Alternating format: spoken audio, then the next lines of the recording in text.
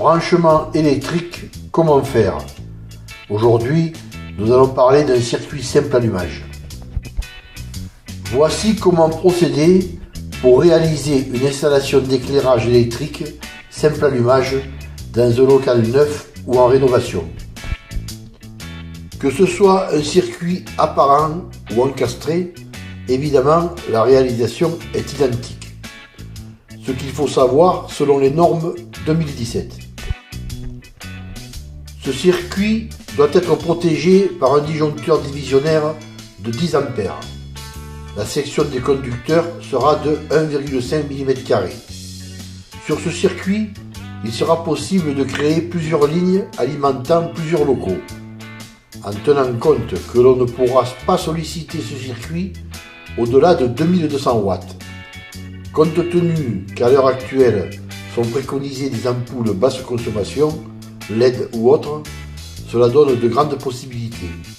Toutefois, pour ma part, je préconise d'opter pour un maximum de 3 locaux par ligne d'éclairage, par sécurité, mais aussi pour bien sectoriser les installations et favoriser ainsi les recherches de panne.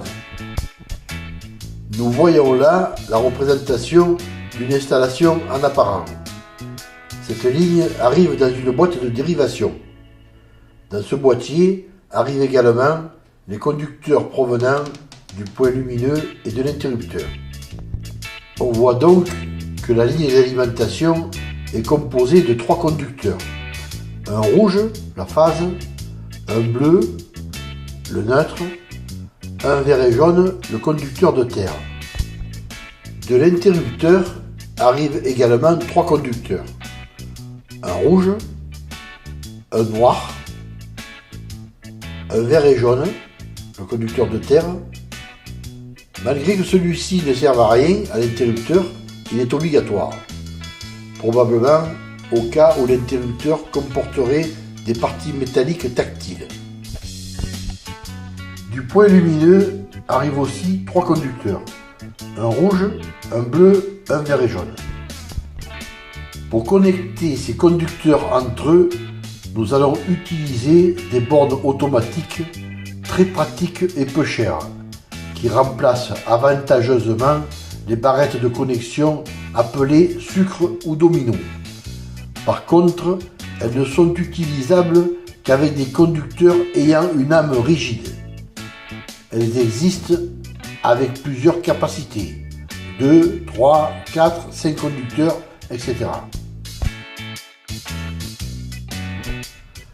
Pour effectuer des connexions dans cette boîte de dérivation, nous allons commencer par brancher le rouge de l'alimentation avec le rouge de l'interrupteur. Ensuite, nous allons brancher le rouge du point lumineux avec le noir de l'interrupteur.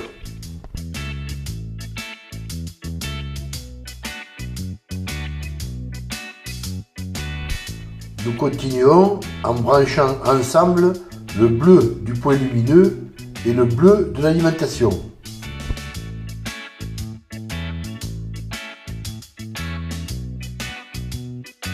Et enfin, nous branchons les 3 conducteurs de terre, vert et jaune, ensemble.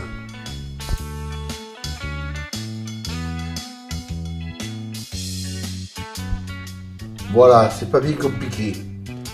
Pour alimenter un autre local à partir de cette ligne d'alimentation et de cette boîte de dérivation, il suffit de brancher ainsi les 3 conducteurs de cette ligne d'extension d'alimentation.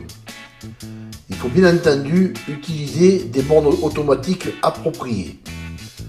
On branche le conducteur rouge de cette nouvelle ligne d'alimentation avec le conducteur rouge de la ligne d'alimentation initiale et les autres conducteurs rouges. Puis c'est le tour des conducteurs bleus que l'on branche dans les mêmes conditions.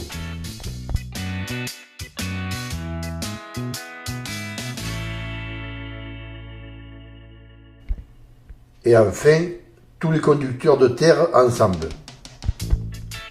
On plie ensuite tous ces branchements pour les caser dans la boîte de dérivation et on ferme. Il est astucieux de coller une étiquette à l'intérieur du couvercle et d'y indiquer par un schéma la provenance des conduits. Cela facilite grandement la recherche d'une panne. On pourra répéter les mêmes opérations pour alimenter encore un autre local. Pour plus de précision, rendez-vous sur les blogs bâtir-sa-maison-overblog.com ou bien bâtir-sa-maison.net. Pour un type participatif de soutien, rendez-vous sur ma page www.tipeee.com Daniel Marcelin.